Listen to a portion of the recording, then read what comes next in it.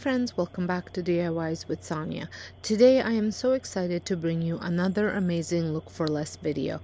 And this time we are going back to high-end for fall again for 2024. We're going to be recreating stunning dupes from brands like, of course, Pottery Barn, Amber Interiors, Anthropologie, and McGee & Co. All with that perfect vintage-inspired fall touch. You won't believe how easy and affordable these are to make, so stay tuned to see how you can achieve the designer look without the price tag. From earthy tones and textures to vintage-inspired elegance, we're covering it all. So grab your craft supplies, hit that subscribe button, and let's dive into these high-end fall DIYs that'll transform your home. The inspiration for my first DIY came from McGee & Co. and as you can see, their print was $42 and it is a bit of a different look inside. It's more like the picture says, storm on the lake. Mine is more in the field, but the inspiration was there, and I have found a free printable, which I will link it down below. You just have to sign up for an email for it to be sent to you. I will link the website down below, and she has tons of different prints to choose from. But the McGee & Co. was my inspiration. So I've printed it off, and then I took some Mod Podge and I had painted the picture with the Mod Podge to give it that oil look. As you may know, I'm not the first one to do this, but it is my first time trying to do it. I think I've done it before on gift bags from dollar store when I was adding them to signs and things like that, and this was definitely my first time doing it on a picture that I have printed. I have a laser printer. It is not the greatest printer in the world, but I think the picture turned out really good. And the frame that I'm going to be using came from Dollar Tree. I would have loved to have found a vintage frame to use at maybe a thrift store, but I wasn't so lucky, so I just resorted to the frames that I had on hand. So my price for this was free, as I just printed a print and everything else I had on hand. And here is the frame that I am using, and I'm going to use spun gold paint to paint with it, as well as a brush and some Kleenex.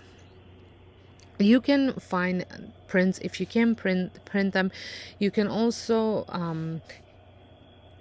find gift bags are a great source for sometimes great landscapes or any picture you might want to include in your decor.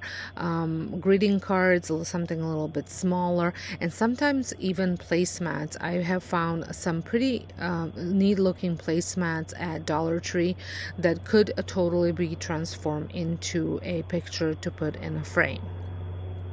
And if you are looking for something specific, Etsy is a great place to check for different types of prints, and you can also buy those, download them, and print them just pretty much the same way I've printed this one. I have been wanting to do this for a while, and I just recently bought some new cartridge for my printer, so I thought it was a good time to do it. If you don't have a printer, you can also send it away to get printed. I honestly don't know where I could send mine to get printed in town, because Costco had gotten rid of their photo development center. Maybe you can still send it to them. They just don't have it in store. I would have to really look into it. But the size that I was looking for, it was perfectly fine to print it on my printer. So now I'm wiping the paint kind of off and dabbing it on, trying to get into all the crevices. There is a bit of a design on the inside edge, so I wanted to really have that stand out, so that way it has that vintage look. It is an absolutely gorgeous day outside, and I really wanted to do this voiceover out here, but I think every plane has decided to fly over during my voiceover now. So I'm going to try it a little bit more, and if they keep coming, I'm going to have to go inside and do this voiceover. So here it is. I'm just dabbing the paint now just to give it that aged vintage look. And once the picture dries and the frame dries, I'm going to put it together. I have decided to style it in my kitchen to break up some of that white that's my backsplash in the kitchen. I love my backsplash, but sometimes with the counter being white and the backsplash being white, I'm always looking for ways to add color and texture into the space. And here it is. Here it's how it looks. I absolutely love it. It is exactly what I was going for, and the nice thing is at such an inexpensive price, I can definitely redo it for every season. For my next DIY, I'm going to be using this linkable chain from Dollar Tree. I wanted to really include this DIY because right now you can buy these because they are part of the Halloween decor. And I'm also going to be using this metallic gold paint. This piece of decor can be used for fall or really any season. I just wanted to include it now because this is when these are available for purchase at the Dollar Tree for $1.50.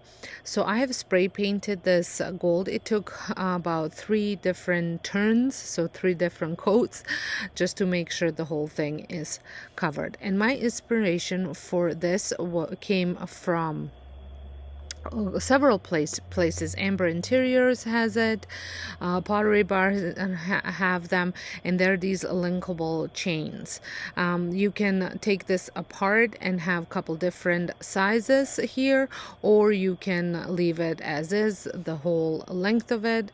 It's fairly long. I did end up separating mine into 2 pieces, so you could totally create couple different styles of it. You can make it look like wood, you can make it painted black. Really, it is completely up to you how you finish this. I just thought it was such a great purchase for $1.50. It's already linked up for you, and you can take your creativity and so just to have a look at these again. At Amber Interiors, they are around $500. They are different sizes, obviously. And then at Pottery Barn, these rustic wood ones are $289. Mine cost me $1.50 as I had the spray paint already on hand. I think that's pretty good savings, and this way you can make them the color that you want that go with your style. So once I have them spray painted, I brought them inside, and I wanted to make mine look a little bit brassy, so I wanted to add some of this black wax. I was just going to brush it very, very lightly on there just to add a little bit of darkness, just like the brass looks, where it's kind of almost banged up a little bit, has the little bit of a darker spots. So that is what I was adding here. These decorative chains are super trendy now, and you probably seen them besides Amber Interiors and Pottery Barn. McGee & Co. carries them, as well as Anthropology. And as you can see, you saw they are pretty pricey. And making one yourself is so much more affordable. And like I said before, you can choose that perfect finish to match your space. So after applying the paint and wax for that aged brass look, I like to go in with a bit of different gold paint. I'm using yellow gold paint as well as the spun gold paint to really make it pop. Just a light touch of gold in certain areas adds dimension and gives it even more of that authentic brass feel. It is all about layering the details, and the steps makes such a difference. This technique is great because it gives you your DIYs that high-end custom look, like something you would see at these high-end store, but for a fraction of the price.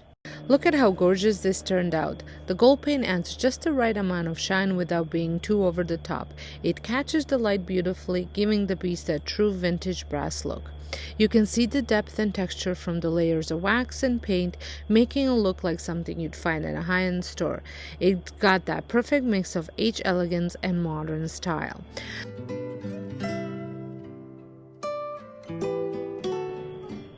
Next up, we're going to work on this adorable pumpkin cutting board look. My inspiration for this piece came from Anthropology, but you can also find similar styles at Bed Bath & Beyond, and even a close look-alike on Etsy.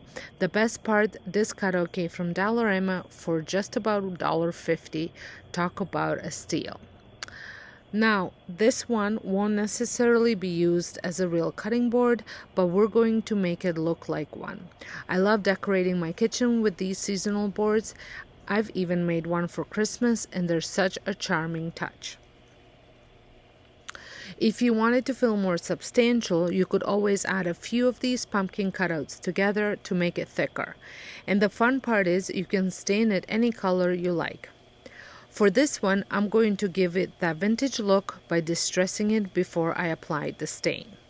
There are a few different techniques that you can do here to stain it. I am using my Minwax gel stain in aged oak just because I had this on hand and it is kind of drying out, so I did want it to use it up so that way I can just toss it once I'm done. You want to move.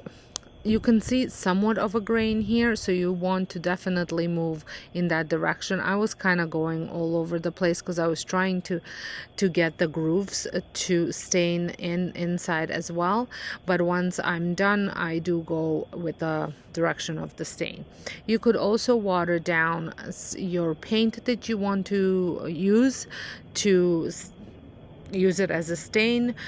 You want to water it quite a bit, apply it, and then wipe it off. That will work as well.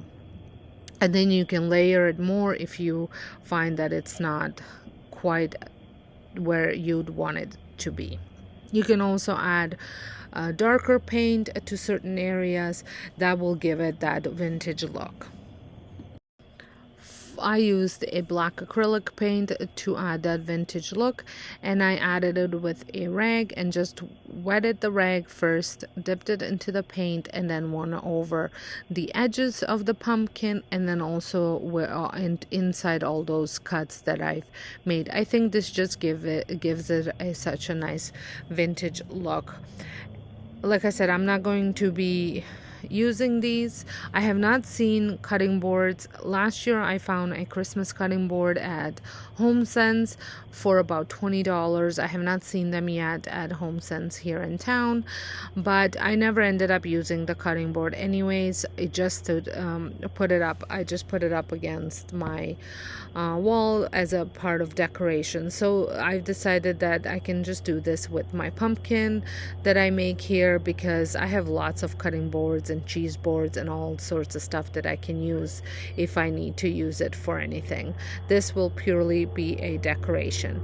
Now, if you have a laser machine or you are very handy in cutting your own stuff, you could definitely cut a pumpkin shape yourself and make your own cutting board with just natural wood. Just make sure that whatever stain or color you put on that cutting board, it is food safe. And here it is, friends. I'm absolutely in love with how this pumpkin cutting board turned out. The distressing really gives it that vintage, well-loved look, and the stain adds a beautiful, rich color that's perfect for fall. It looks just like something you'd find at Anthropology.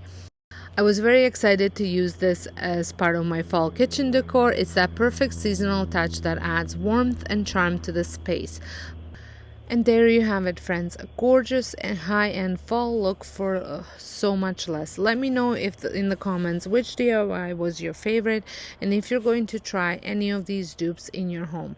Don't forget to like this video and subscribe for more DIY decor ideas. You definitely don't want to miss what I have planned for the rest of the fall. Be sure to check out the description box below for all the supplies I used and links to anything that I have mentioned or missed. Thanks so much for watching, and I'll see you in my next video. Bye!